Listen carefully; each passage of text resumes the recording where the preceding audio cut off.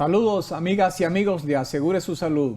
Qué bueno tenerles como de costumbre aquí con nosotros para llevarle todas las informaciones y orientaciones de este amplio e importante mundo de la salud, la medicina, la seguridad social. Como de costumbre hemos preparado un programa lleno de contenido, de interés. Hoy tenemos la visita de dos distinguidos galenos, especialistas en medicina nuclear, una especialidad muy importante, no muy común, pero importantísima. Ya verán ustedes cuando entremos en materia con ellos de qué se trata, ¿verdad? Y sobre todo, pues, sus aplicaciones que mucha gente no conoce. Pero antes de entrar en materia con nuestro contenido de lleno en el programa de hoy, tenemos que dar una triste noticia, y es que este programa se solidariza con todo el equipo de producción y administrativo de AME Televisión por la trágica pérdida del hijo de nuestra compañera Mayra, ¿verdad? De una forma, bueno, lamentable, pero nada, pidiéndole como siempre a Dios que nos dé la fuerza para enfrentar todos estos duros momentos, y sobre todo a ella y su familia, ¿verdad? Así que uno a veces tiene que sacar de abajo para continuar, pero esa es la vida. Así que vayan, repito, las condolencias de todo el equipo de Asegure su Salud para Mayra y su familia en este difícil momento.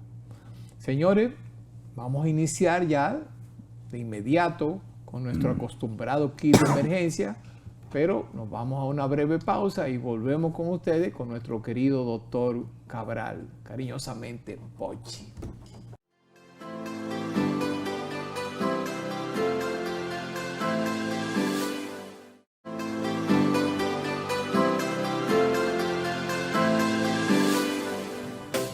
Bien, nuestro kit de emergencia hoy trae un tema también diferente, ¿verdad? Nosotros en nuestro programa siempre hemos hecho énfasis en el punto de la salud mental. Yo creo que el mundo de hoy se mueve mucho alrededor de problemas, de estrés y de cosas, diferentes cosas que afectan la salud mental de toda la humanidad. Pero el doctor Cabral hoy nos va a hablar un poquito también de cómo pueden afectar inclusive hasta las pesadillas, qué significan las pesadillas en nuestros niños. Pochi, bienvenido. Buenas noches, Rafa. ¿Tú sabes cómo es? Mira que lo que pasa, el insomnio es algo que afecta a una inmensa cantidad de personas. Hay un 90% de las personas que sufren de insomnio, y hay un estudio que dice que aquellas personas que durante el insomnio, durante el intento de dormir, tienen pesadillas más frecuentes, está ligado directamente a enfermedades degenerativas del cerebro.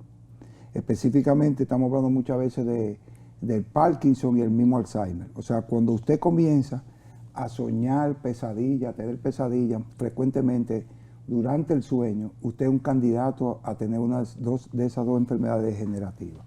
Espérate, el que tiene pesadilla es un candidato a sufrir de esas enfermedades. Ya está comprobado. Compadre, pero eso es nuevo. La gente ha tenido pesadilla toda la vida. Sí, pero el que tiene más frecuente, por ejemplo, los expertos en sueño te dicen que tú tienes dos características de la pesadilla que son muy importantes. Ajá. Lo primero es que uno no recuerda todas las pesadillas que tiene. Hay personas que ni cuenta se dan que tuvieron pesadillas. Sí, exacto, sí. Pero aquellos que la tienen varias veces y las recuerdan, eso ya ha hecho un daño a nivel de las células del cerebro. Ya está comprobado que eso está haciendo un poco de daño. Entonces, esa enfermedad tú haces algo degenerativo. Pero Pochi, ¿será, pregunto yo, ¿verdad? Sí, pregunta. ¿Será el mismo sufrimiento que aún durmiendo provoca en el cerebro de esa persona la pesadilla en sí, que hace ese daño? Mira qué es lo que ocurre. A eso hay que informarlo. El sueño es una manera de desintoxicar el cerebro. Exacto, sí, claro. Cuando tú no puedes dormir las horas que tú tienes que llevar adecuadamente, y le voy a explicar, por ejemplo, está comprobado que las mejores horas para dormir son entre 10 de la noche y 5 de la mañana. Esas son las mejores horas para tu dormir, según el ciclo circadiano del sueño. Sí, exacto. Sí. Cuando tú alteres ese horario, porque también hay un aumento de cortisol, hay un aumento de otras hormonas que tú tienes, es el horario adecuado. ¿Qué es lo que pasa? El ser humano ha alterado ese horario enormemente. La gente se trasnocha mucho, no duerme. Entonces, primero, el sueño está relacionado con tu estado de vida, con tu normalidad. Si una persona no logra dormir, no está sana, tiene problemas. Inclusive, hay enfermedades como la apnea del sueño relacionada, que casi puede ser mortal. O sea, el que sufre de apnea del sueño, ya un trastorno directo que puede causarte la muerte durante el sueño. Y tú amanecer muerto. Entonces la gente no le está prestando atención al sueño. ¿Qué es lo que te está afectando también el sueño? La pantalla azul. O sea, el uso de tablet, el uso de celular. Caramba. Sí. Eso te afecta, mantiene las ondas cerebrales activas. Pero esas ondas cerebrales activas, cuando tienen que estar descansando, se van degenerando. El mal uso de las neuronas causa que se vayan degenerando y tú tienes enfermedades neurovegetativas. Entonces tiene el Parkinson, que es una de las más frecuentes, por causa de eso, es el estudio que lo ha hecho. Entonces existen varios métodos para usted evitar, el insomnio debe ser considerado como una patología, una enfermedad. Y en pantalla ahí tenemos que las personas no conocen lo que es los trastornos del sueño, las causas y los factores de riesgo, los síntomas, la prevención y el manejo de esa enfermedad. Y es bueno que se sepa, Pochi, que nuestra gente sepa que aunque esto es un estudio, un último estudio reciente, como estamos siempre pendientes para ustedes, pero desde muy atrás, desde muchos años atrás, han venido realizándose estudios sobre el tema del sueño y cómo afecta precisamente la salud de las personas. Lo que pasa es que se ya está comprobando, por ejemplo, esas enfermedades neurovegetativas degenerativas están relacionadas al tipo de alimentación que tú tienes, al sueño y las actividades que tú haces. Exacto. Por ejemplo, hemos hablado que el sedentarismo te hace daño, porque se recomienda que una persona dentro del tratamiento que no puede dormir, que le da insomnio, es bueno que haga ejercicio antes de irse a acostar. Y no tiene que ser un ejercicio grande, hacer 20 minutos de lagartija o plancha o un calentamiento, ayuda a que tú duermas mejor. ¿Qué es lo que sí estamos contraindicando? El uso de medicamentos para dormir, que es lo que primero, es la primera opción que hace la población. Sí. Dame una pastilla para dormir. No. Eso debe ser el último recurso. El último recurso. Porque está comprobado que eso te va haciendo más daño todavía. Y como ya volví y te repito, el sueño es algo que es desintoxicante del cerebro. Ya solamente no es para tú recuperar energía o guardar, es desintoxicante del cerebro. Entonces, el insomnio es tratable, evidentemente bien tratable, se puede tratar, llevar a un experto, un facultativo que te pueda orientar, ver cuáles son las causas de ese insomnio. Por ejemplo, la diabetes y la obesidad están relacionadas a las personas que no puedan dormir, porque la obesidad te pone el cuello corto, y el cuello corto interviene en tu respiración y no te deja dormir. El tema de la apnea del sueño. Exacto, y es un problema mecánico. Entonces, eso tú lo vas a ir desmontando utilizando la adecuada... Pero es impresionante ese porcentaje de personas. No es enorme. 76% de más probabilidad de... Sí, tiene que ser más. Porque tú sabes que son muy cautos cuando los estudios son nuevos. Y lo que más trastorno o lo que más nos dificulta comprobar eso es que tú no tienes ningún sistema que te detecte la calidad del sueño. O sea, yo te puedo detectar, te pongo un aparato de la presión y te digo, no, tu presión está bien, tu corazón está bombeando bien, pero yo no tengo ningún instrumento que me diga a mí que yo te pueda medir la calidad del sueño. Claro. De hecho, hay estudios ahora para poder medir y observar el tema de la apnea del sueño. Pero la calidad del sueño, lo que está pasando en ese cerebro, todavía tú no tienes cómo medirlo. Claro. Entonces, aún haciendo un video electroencefalograma de 24 horas, pero ese no nos dice la calidad. ¿Cuál es la calidad de ese sueño que está teniendo ese cerebro? Entonces, tú vas mirando todo lo complejo que es. Y es algo que todo el mundo duerme.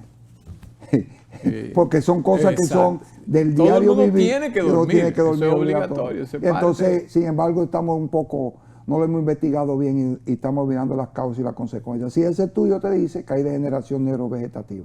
O sea que todo eso, Parkinson y la mayoría de Alzheimer, comienzan cuando cuando usted tiene 40 o 50 años y no está durmiendo bien o tiene mucha pesadilla. Desde ahí le está avisando que usted es un candidato. Entonces, Pochi, esa es quizás la explicación, la respuesta, ¿verdad? Al hecho de que estamos viendo en estos últimos años tantos hombres, en general humanos, mujeres, hombres, pero más hombres que mujeres, con problemas de Parkinson a edad temprana, con 60 años y hasta menos de 60 años. Entonces, algo peligroso, el insomnio puede comenzar hasta en niños. O sea, que tú adelantas esa enfermedad degenerativa, porque el niño puede sufrir de insomnio. Sí, claro. Entonces, el uso excesivo de las tablets, el uso excesivo de los celulares, hace que el niño... Oye, siempre caemos ahí en los dispositivos electrónicos. Porque es que lamentablemente con el tiempo, por ejemplo, en el caso de los niños, debe ser dosificada el uso de los aparatos eléctricos, esos aparatos y las redes. Electrónicos, sí. Todos esos aparatos electrónicos deben ser limitados. Debes tú tener una X cantidad de horas al día para ese uso. Pero mira, se hace difícil, Pochi, ese tema. Y cada día yo creo que adquiere mayor importancia. Digo que se hace difícil porque mientras más pasa el tiempo, más se van tornando adictos a estos equipos, nuestros hijos, nietos, sobrinos, familiares, nosotros mismos. Señores, esto es increíble, o sea, como ya la gente está presa de su celular, de su tablet, de su computadora, y esto desde que uno arranca en la mañana hasta, como bien dice Pochi, la hora de dormir. Los muchachos se duermen viendo el celular o viendo la tablet.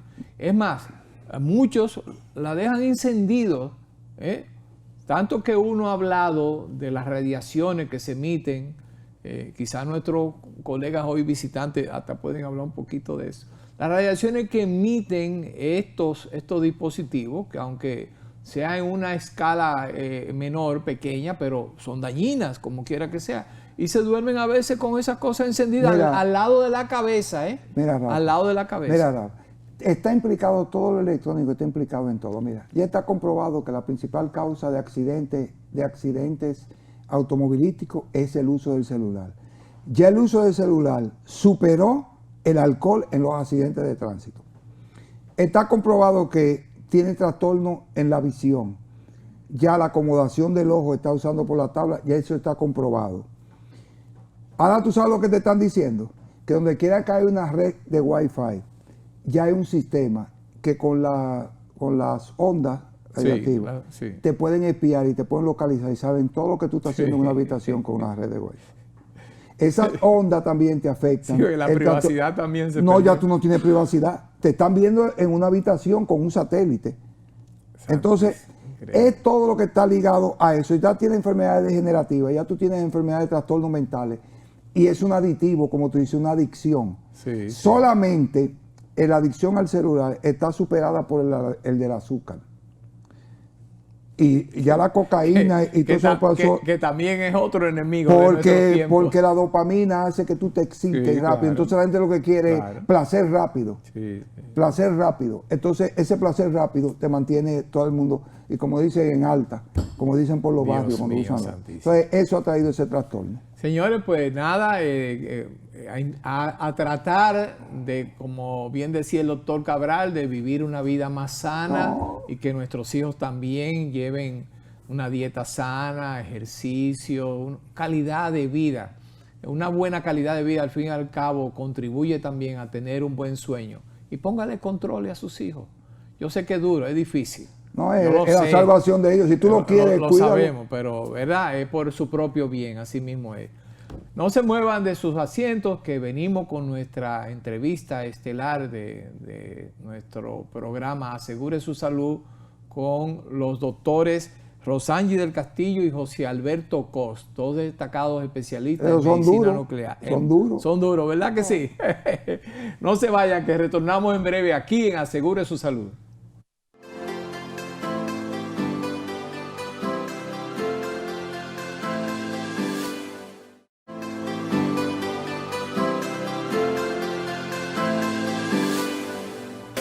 Bien, y tal como les habíamos anunciado, tenemos aquí hoy la distinguida presencia de la doctora Rosangi del Castillo y el doctor José Alberto Cos, destacados especialistas en medicina nuclear que representan dignamente esa importante área de nuestro INCAR, un hospital de excelencia número 1 para el tratamiento de los pacientes con patologías oncológicas, con cáncer, ¿verdad?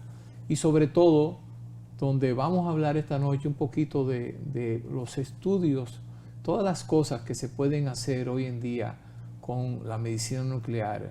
Buenas noches, sean bienvenidos a su programa Asegure su Salud. Buenas noches, doctor Buenas González. noches. Gracias. Yo quisiera comenzar preguntándoles, ¿de qué trata esta especialidad, medicina nuclear? Bueno, la medicina nuclear es un área del radiodiagnóstico, del diagnóstico por imagen, que utiliza fuentes no encapsuladas, fuentes radioactivas no encapsuladas, tanto para el diagnóstico como tratamiento de los pacientes. Básicamente nos diferenciamos de la radiología convencional, en que para hacerse una radiografía, para hacerse una tomografía, el equipo emite la radiación y te toma la foto. Nosotros inyectamos la radiación líquida dentro del paciente y el equipo, ya sea una gamma cámara o ya sea el PET, es quien recoge esa información, la procesa y adquirimos una imagen. Pero no solamente damos esa valoración cualitativa, sino que damos información funcional, con información cualitativa y cuantitativa a la vez, de un sinfín de patologías que podemos estudiar. Por ejemplo, ¿cuáles diríamos son esas principales áreas de aplicación de la medicina nuclear? Bueno, la medicina nuclear tiene campos de aplicación variados. Está el campo de aplicación de la oncología, que es el principal. Tiene aplicaciones en cardiología, en los estudios de perfusión miocárdica, en neurología, en los estudios del parkinsonismo, en enfermedades neurodegenerativas como el Alzheimer. Pero como le dije inicialmente, la principal aplicación, o sea, el 90% de los estudios de medicina nuclear son en oncología. Y la principal razón es que los estudios de medicina nuclear tienen un beneficio que, a diferencia de los estudios de radiología convencional, no se consigue, que es la capacidad de detectar cambios moleculares de forma precoz. O sea, es decir, lo que ocurre en el cáncer cuando está creciendo una célula tumoral.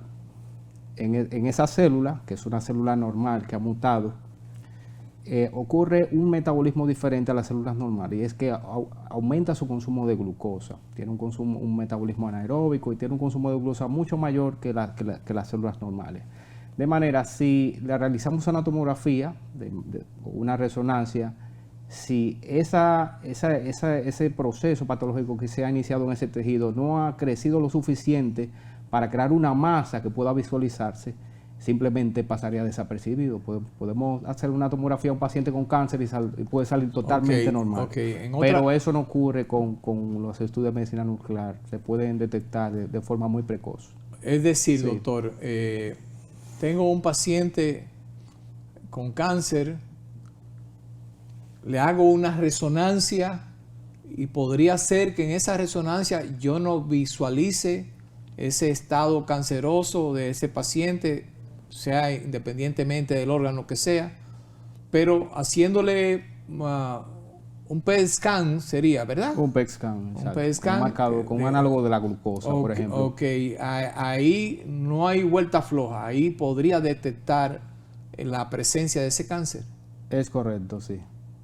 Incluso cuando no han crecido los ganglios linfáticos, cuando no han aparecido una masa. Por ejemplo, en la tomografía hay unos criterios para decir si un ganglio linfático está invadido por un tumor, que es que sea mayor de 1 centímetro, o si se ha vuelto, si es muy redondo, si ha aumentado su diámetro transverso. Sin embargo, hay evidencia de que el 20% de los ganglios linfáticos con un tamaño y características estructurales normales a veces están invadidos de tumor. Y también esa es otra ventaja de los estudios de medicina nuclear. Doctora, esos estudios son muy costosos, ¿verdad? ¿Los seguros actualmente lo están cubriendo allá en el INCAR, por ejemplo? A partir de enero del 2022, por lo menos la parte de PET scan queda incluido por la CISARIL en el Seguro Básico de Salud. Todos los seguros básicos, independientemente de la aseguradora, lo están cubriendo, tanto a nivel estatal como a nivel privado. Ya en el caso de las gammagrafías ya se tiene otro tipo de negociaciones y así han sido cubiertas gran parte de los estudios de medicina nuclear, aunque todavía quedan algunos que no los han cubierto. Yo le preguntaría, ¿qué peligros conlleva o puede conllevar para los pacientes la realización de estos estudios? Es decir, en términos de efectos adversos, de efectos secundarios. Yo diría que son muy mínimos porque son dosis controladas. Sí tiene sus contraindicaciones, por ejemplo, en mujeres embarazadas, niños pequeños, que son personas que tienen más riesgo de sufrir daños por radiación, ionización de los átomos, etc. En ese caso sí están contraindicados, pero en la población general son dosis muy controladas que son muy mínimos, los riesgos son muy bajos, no hay alergias a los radiofármacos, a diferencia de los medios de contraste, que si hay muchas personas que tienen alergia al yodo. En los radiofármacos de momento no se ha descrito ningún tipo de alergias al tecnecio ni al flúor 18, que son los radionúclidos que utilizamos en medicina nuclear. Yo me imagino que estos equipos, tanto los que se utilizan para gammagrafía como los equipos de tomografía o para hacer un PET scan, deben tener un mantenimiento muy delicado, porque podría ser posible que tengamos una respuesta falsa, es decir, un equipo que no sea adecuadamente mantenido dé una respuesta incorrecta en términos de imágenes a los médicos, a ustedes. En el caso de un posible falso negativo o un falso positivo que pueda estar relacionado al estudio de medicina nuclear, más que con el equipo, tiene que ver con la preparación previa del paciente. Ok, eso es importante. El equipo sí puede son equipos muy sensibles, tanto a la temperatura como a la humedad del ambiente, necesitan un ambiente controlado, pero cuando se daña uno de los fotomultiplicadores de la gamma cámara, se nota bastante porque hay un área fotopénica que no adquiere la imagen, me interfiere con la calidad del estudio. Pero es un estudio que no saldría a la calle, es un estudio que hay que pararlo, es un estudio que hay que citarlo para otro día en lo que se arregla algo de la gamma cámara. Ahora, las preparaciones del paciente,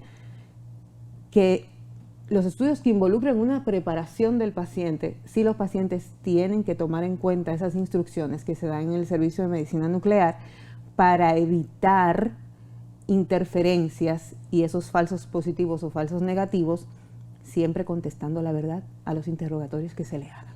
Okay, eso es importantísimo. Señores, vamos a hacer una breve pausa, un momento, para cumplir con algunos compromisos y en breves segundos retornamos con esta interesante entrevista, ¿verdad?, con la doctora del Castillo y el doctor Cos sobre medicina nuclear. Es una rama de la ciencia médica que realmente apasiona y que representa parte del futuro ya hoy hecho presente. Así que retornamos en breve, no se muevan de ahí.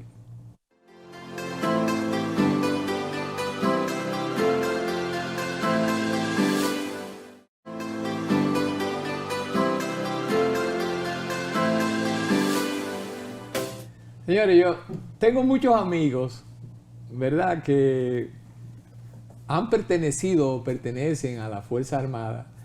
Y muchas veces en los temas de conversación surge la amenaza de guerra atómica que aparentemente, yo digo aparentemente, porque nunca he creído en la realidad de eso, se ha cernido sobre esa guerra reciente que tenemos en Europa, ¿verdad? Lamentablemente, entre Ucrania y Rusia.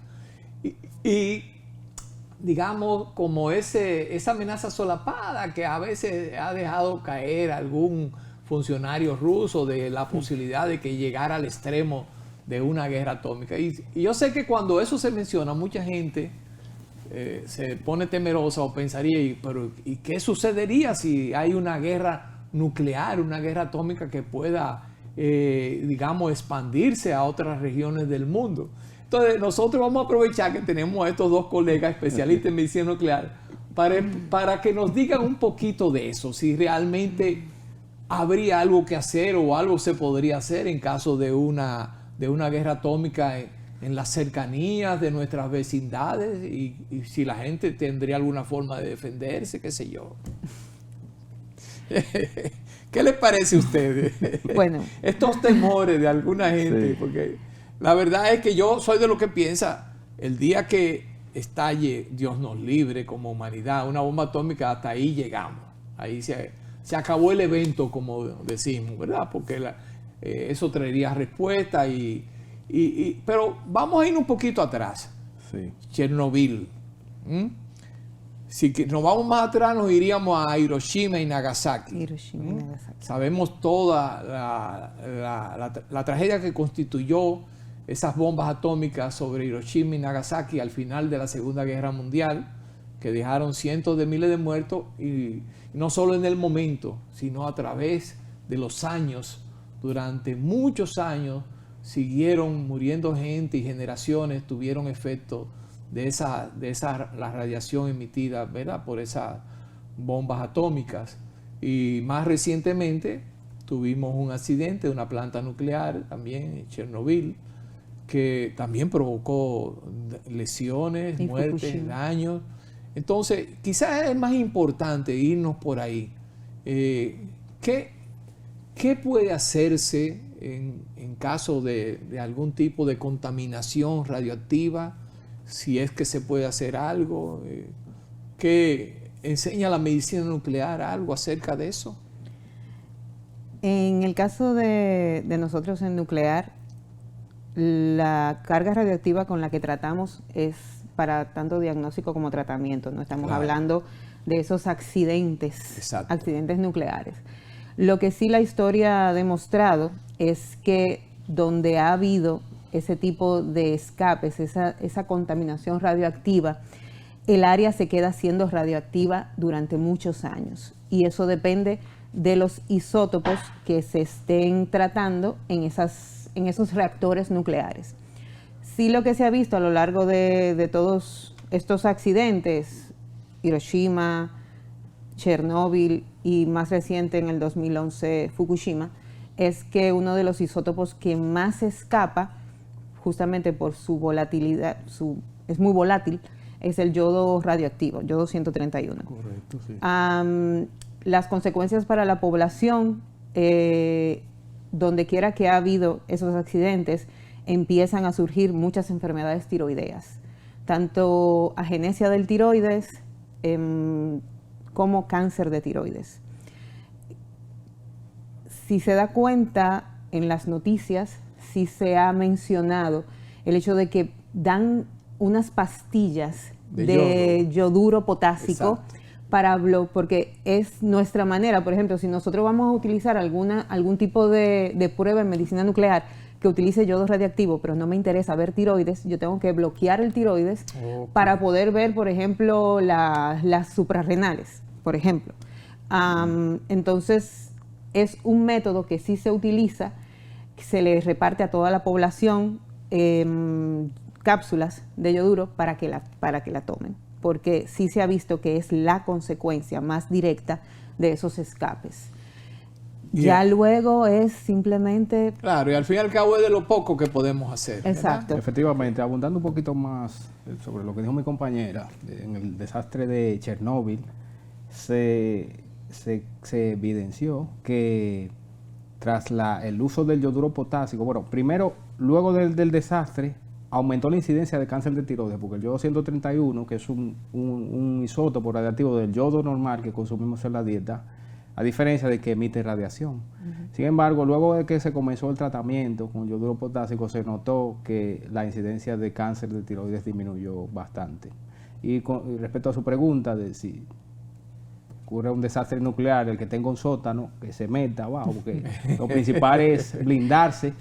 Uno de los principios plomo, exactamente, Pero, el blindaje, meterse en un sótano. Doctor, por eso los búnkeres. usted sabe Exactamente. que antes en nuestro país, igual que en otros países como en Estados Unidos, se utilizaba mucho el tema de los sótanos. Antes las casas se hacían y se le hacían sótanos, era muy común. En Estados Unidos también. Ya hoy en tiempo no, las construcciones modernas no conllevan, salvo esos edificios que tienen parqueos soterrados, pero ya lo de los sótanos no se utiliza lamentablemente. Y mire, sí hemos escuchado, doctor, que hay muchos millonarios que tienen sus búnkeres blindados por ahí guardados, Sí. como, no sé, esperando algo. Pero mire, vamos a aterrizar un poquito. Y quiero hacerle esta pregunta. Muchos médicos, muchos colegas oncólogos, yo veo que mandan estudios de tomografía, de resonancia, y a veces se deja pero para muy, muy último, la indicación de un PET scan. Entonces, yo quisiera que ustedes me analizaran más o menos el tema de costo-beneficio de hacer un estudio de este tipo. Y sobre todo que estamos hablando de la vida o la muerte de un paciente. En el caso del PET scan, que es conocido como ser una prueba muy costosa, tanto una radiografía hasta un PET scan, todos deben de tener un criterio médico para ser indicado. El PET scan, a pesar de ser una prueba muy costosa, la verdad es que el beneficio que le aporta al paciente supera el costo que en un principio se podría ver como exorbitante. ¿Por qué? Porque dependiendo de el resultado de esa impresión diagnóstica del PET, va a depender si el paciente es correctamente estadificado, en el caso de un paciente oncológico, para elegir el tratamiento correcto desde el inicio, darle la oportunidad a un tratamiento curativo si está en una etapa temprana, o antes de someter a ese paciente a una cirugía, definitivamente estadificar correctamente al paciente y en vez de llevarlo a cirugía y hacer lo que hace 20 años se hacía de abrí pero vi que estaba diseminado y volví a cerrar. No, ya eso no hay que hacerlo, porque el PET, Claro. en el caso de un PET con FDG, está captando tanto el tumor primario como todas las metástasis, ya sean viscerales u óseas, en todo el cuerpo. Con una sola dosis de radiación se puede hacer un screening de todo el cuerpo. Valora la respuesta al tratamiento del paciente. Si se le está dando una quimioterapia, que es algo bastante costoso y es lo que te consume casi todo el presupuesto de alto costo, se hace el PET en el momento indicado y el médico oncólogo ve si ese paciente está realmente respondiendo a ese esquema de quimioterapia. Si el paciente está avanzando, cambia y no obliga al paciente a terminar de pagar, o su seguro, todo un esquema para entonces cuando termine ver que no funcionó o el paciente avanzó y entonces empezar otro, sino que ahí se deja de gastar dinero en ese esquema y se pasa a otro esquema. Mire, lo voy a hablar un poquito para lo hondo. Yo sé que ustedes son médicos, especialistas, no necesariamente trabajan en la parte administrativa, pero como bien decíamos al principio, estos estudios, que son bien costosos, fueron incluidos en el catálogo de prestaciones de nuestra seguridad social. Por ende, están cubiertos por las ARS. Sin embargo, seguimos viendo que, como les decía, su indicación todavía es reducida, la indicación de los médicos, ¿verdad?, de este estudio. Y la pregunta es esta, ¿se han presentado inconvenientes? ¿Hay algún tipo de trabas por parte de las ARS en la autorización de estos estudios? ¿Han sentido ustedes algún tema, dificultades en que los pacientes se les indique y se les realicen estos estudios? Sí, de momento no hemos tenido ningún problema porque antes de la aprobación del PET por las ARS se establecieron unos criterios muy claros. De hecho, mi compañera Rosángel Castillo y yo fuimos los que preparamos un documento describiendo todas las indicaciones por criterios. Hay un protocolo, ustedes prepararon un protocolo. Los criterios de uso adecuado. Exacto, criterios de uso adecuado, cuándo se debe indicar, cuándo es costo-beneficio y cuándo no. De manera que por esa parte no hemos tenido ningún problema. Ahora, sí existe el tema del desconocimiento de la población, que por ejemplo una persona que diga, wow, mi amigo tuvo un cáncer o mi familiar tuvo un cáncer, yo me lo puedo hacer el estudio de inicio para saber si yo también tengo esa enfermedad, y en ese caso no, a menos que haya un indicio de que esa persona pueda tener una enfermedad, un nódulo sospechoso o un familiar de primera línea que haya tenido una enfermedad oncológica, no está indicado el estudio. De forma específica, doctor, aunque ya usted citó hace un rato que esto nos sirve, la medicina nuclear, la gammagrafía, etcétera, nos sirve para poder estudiar diversidad de órganos de nuestro cuerpo, de nuestra anatomía. Pero particularmente, ¿cuál es su aplicación en el área cardiovascular, en el corazón, en neurología? Para citar solamente dos ejemplos concretos de dónde podría ayudarnos esta medicina. Bueno, en cardiología tiene una aplicación muy importante, que es la selección de pacientes que se pueden beneficiar de una revascularización. ¿Por qué? Porque esto es un procedimiento invasivo. Sin embargo, los estudios de medicina nuclear, por ejemplo, la gammagrafía de perfusión miocárdica, es un estudio que simplemente hay que inyectar un radioisótopo y con eso podemos saber si esa persona que tiene patología coronaria tiene todavía tejido miocárdico viable que se va a beneficiar de este estudio. Y en caso de que no, de que haya una necrosis externa que no valdrá la pena, se le recomienda que ya no se lo realice y haga su tratamiento médico, etcétera.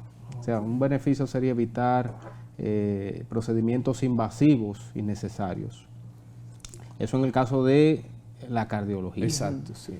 Sí. Por ejemplo, en el área de la neurología, y tomando en cuenta el tema que expuso anteriormente el doctor Cabral, de esas demencias asociadas al Parkinson y al Alzheimer, la medicina nuclear es un método no invasivo de cuantificar la perfusión cerebral, tanto sanguínea como metabólica. En el caso del PET metabólica, en el caso de la gammagrafía convencional, la perfusión sanguínea cerebral. Hay patrones en el cerebro que indican u orientan hacia cierto tipo de demencia frontotemporal, tipo de Alzheimer, que es la temporal bilateral, y que ya luego se va extendiendo. Pero, sobre todo en los últimos tiempos, sí que se ha visto un avance muy grande, sobre todo detectando el diagnóstico de una demencia por Alzheimer. Sabemos que el Alzheimer son el depósito de las placas de amiloides, sí, y que solamente podemos confirmar el diagnóstico con una biopsia. En muchos de los casos una necropsia. Pero la medicina nuclear ha desarrollado lo que se llama el complejo de Pittsburgh, marcado con carbono 11, que es un radiofármaco que se deposita exclusivamente en las placas de amiloide. Entonces, justamente esos pacientes que tienen historia familiar, pacientes tan jóvenes como ustedes estaban mencionando, 40, 45 años, se hacen esta prueba y ya se ha visto depósitos de placa de amiloide. Son pacientes que se pueden beneficiar de un tratamiento que retrase la manifestación de los síntomas del Alzheimer, porque todavía no hay una curación para esa enfermedad. Claro. Pero sí se van a beneficiar de un tratamiento temprano para retrasar y a lo mejor paliar un poco la agresividad de la enfermedad. ¿Cómo está compuesto este departamento o esta área en el INCAR, ¿Qué podemos encontrar allá en el área de medicina nuclear? ¿Qué disponibilidad tenemos?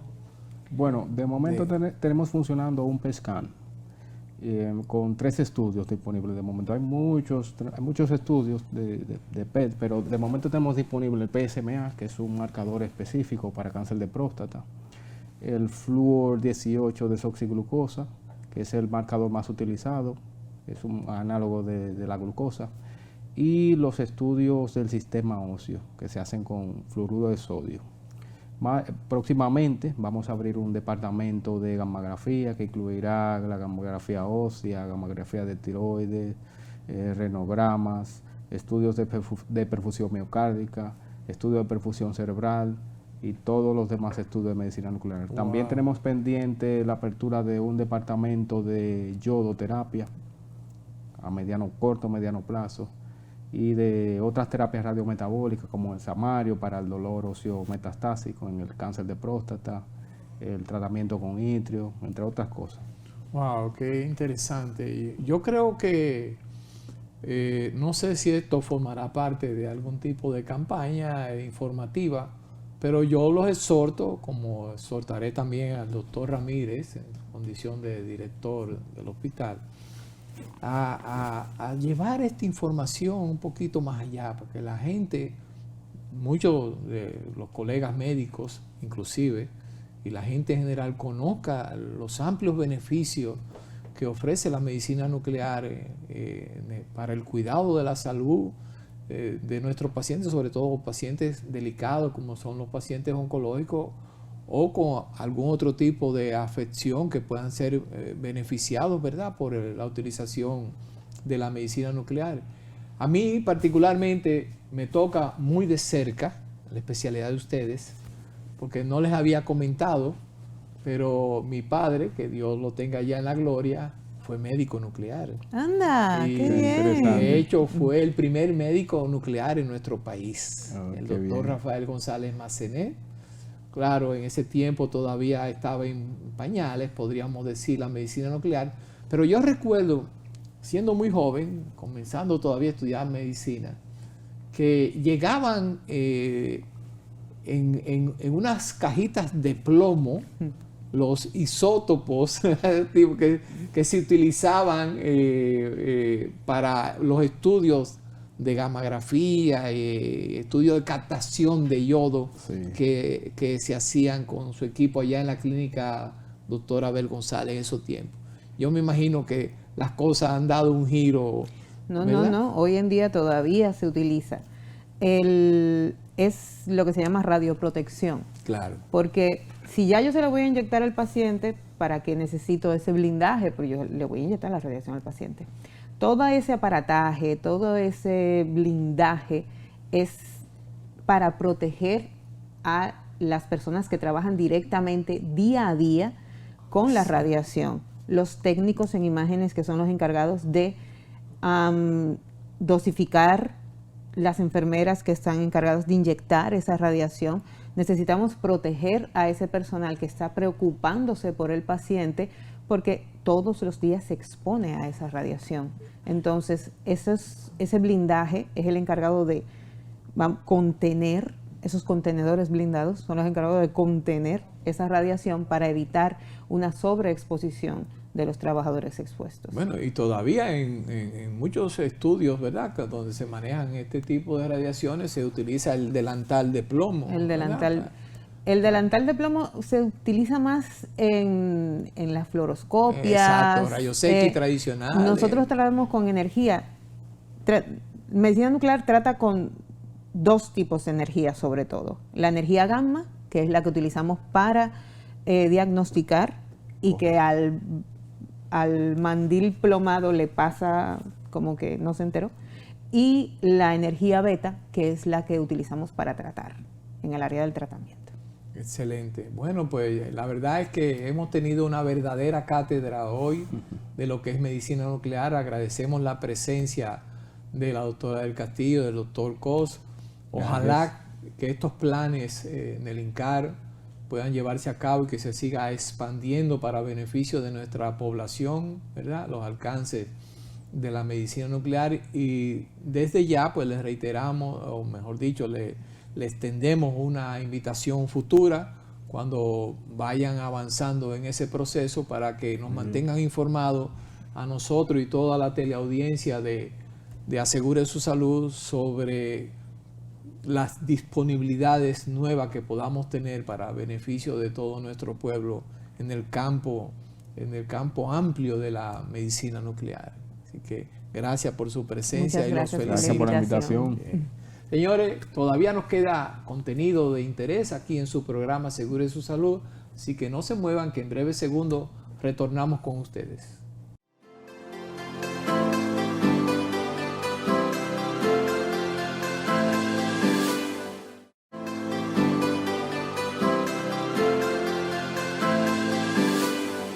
Bien, después de esa interesante entrevista sobre medicina nuclear, vamos a hablarle un poquito a nuestra gente, sobre todo a los hombres, ¿verdad?, que siguen nuestro programa, sobre cáncer de próstata.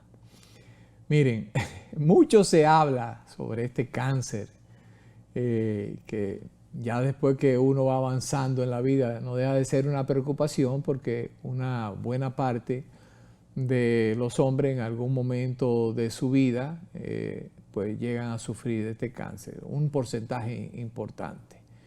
De hecho, en Estados Unidos representa alrededor del 11%, y sobre todo se gastan más de 10.000 millones de dólares al año en tratamientos contra cáncer de próstata.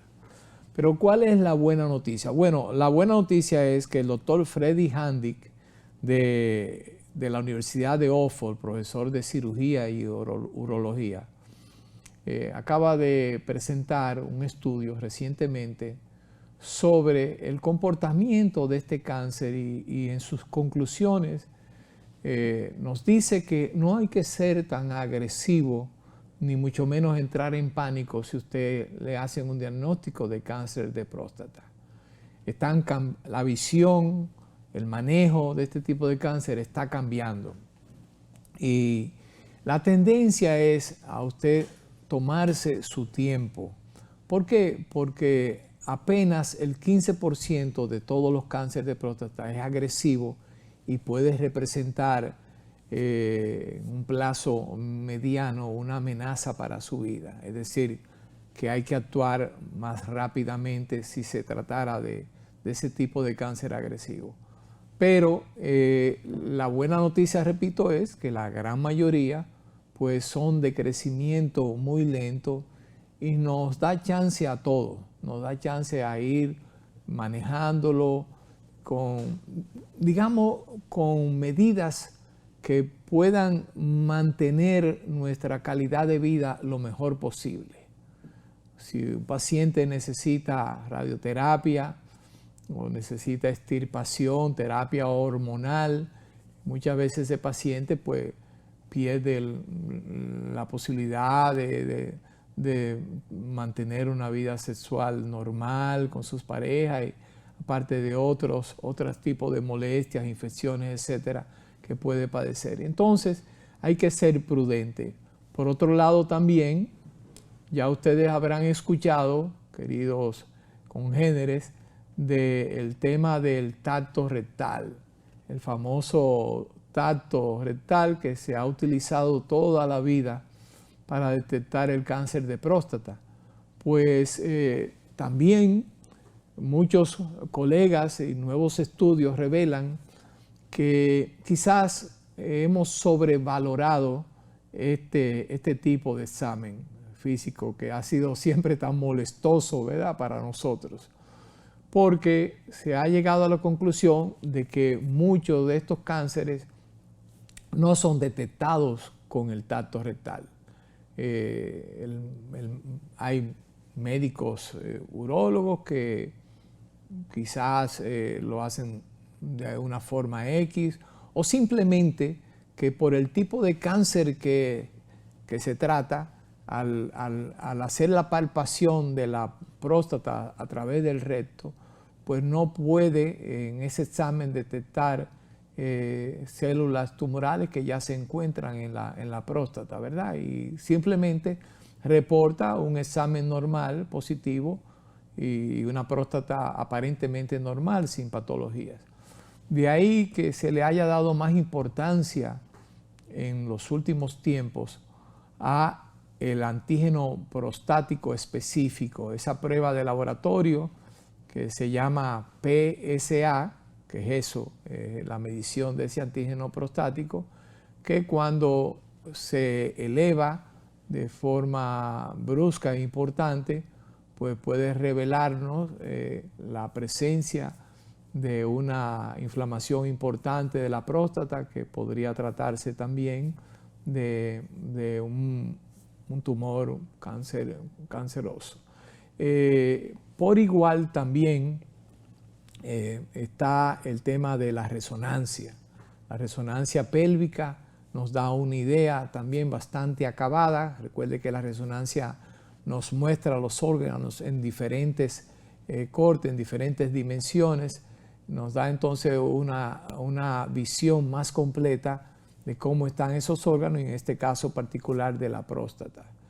Igual no es recomendable, a menos que sea ya estrictamente necesario, la biopsia de próstata, que es también otro estudio invasivo molestoso y que puede conllevar infecciones o algún otro tipo de lesiones. Eso forma parte de aquella conducta que les dije agresiva, que utilizamos cuando sospechamos la presencia de tipos de cánceres agresivos en la próstata.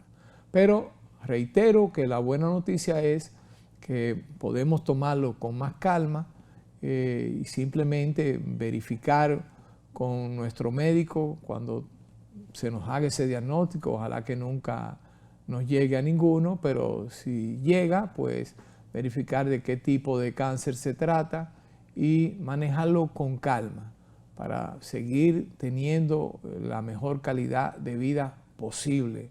Porque al fin y al cabo, repito, muchos de estos cánceres, mira, crecen tan lentamente que con frecuencia el paciente ni siquiera fallece de ese cáncer, fallece por otras causas, ¿verdad? Lo cual tampoco quiere decir, ni estamos diciendo aquí, que si usted le hace un diagnóstico de cáncer de próstata, simplemente lo ignore. No, usted tiene que darle el seguimiento. Siempre el seguimiento es importante en cualquier tipo de patología, mucho más cuando estamos hablando de cáncer. Yo recuerdo una vez que el doctor Santiago Collado, destacado oncólogo, un tema cuando tuve una vez un problemita de un cáncer colorectal, y ya había tenido todos los tratamientos y estaba aparentemente curado, habían pasado ya varios años. Y yo le dije, Jackie, entonces ya no vuelvo, estoy de alta. Y él me dijo, no, nunca estarás de alta, Rafael. No, el paciente de cáncer debe siempre chequearse y darse seguimiento, porque lamentablemente uno no sabe el día que pueda retornar o que pueda haber un nuevo cáncer. O sea que, como quiera, en términos generales, el chequeo rutinario de su salud periódicamente nunca está de más y nos ayuda a prevenir. Recuerde que en medicina es más importante la prevención que la curación. Así que no se muevan, que todavía nos queda un contenido de importancia en este último segmento de Asegure su Salud.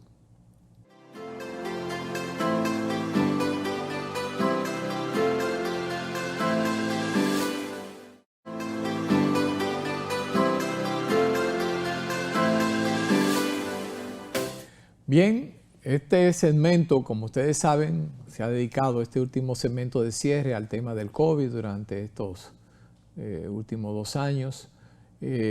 Ya, gracias a Dios, el COVID sigue cediendo, siguen bajando las estadísticas. Al día de ayer apenas teníamos unos 35, 36 casos activos registrados. La positividad acumulada de las últimas 4 semanas está por debajo de un 1%. Es decir, que parece que definitivamente estamos ya culminando la transición de una pandemia a una endemia. Hay revistas científicas importantes que han ya suspendido momentáneamente sus artículos, sus seguimientos al tema del COVID. Ojalá que esto sea definitivo, eso pedimos todos. Pero sí quiero señalarles que como una de las consecuencias que nos dejó el COVID, y lo hemos hablado en nuestro programa, está el descuido de otras enfermedades y otras tareas importantes en el cuidado de nuestra salud, como son, por ejemplo, las vacunas. La vacunación fue un evento que sufrió mucho en estos últimos años y nos acabamos de enterar precisamente ayer de la existencia de un brote de varicela en un colegio católico de esta ciudad. Un importante colegio católico donde hay muchos alumnos, una gran asistencia de alumnos. El colegio informó que se habían detectado 7 casos de niños con varicela. Y eso refleja alguna falla en la vacunación de estos muchachos. La varicela, que de por sí es muy contagiosa, gracias a Dios no es una enfermedad que tiende a ser grave, pero sí molesta y aguda. Así que recuerden vacunar a sus hijos, revisar sus tarjetas de vacunación y le vamos a dar seguimiento a este brote como al tema del cólera, que siguen apareciendo casos esporádicos de la enfermedad. Señores, hasta aquí llegamos hoy con nuestro programa Asegure su Salud y como siempre la promesa permanente de esforzarnos para llevarles la próxima semana otro programa cargado de contenido de interés para que usted pueda asegurar su salud y la de su familia. Será hasta entonces.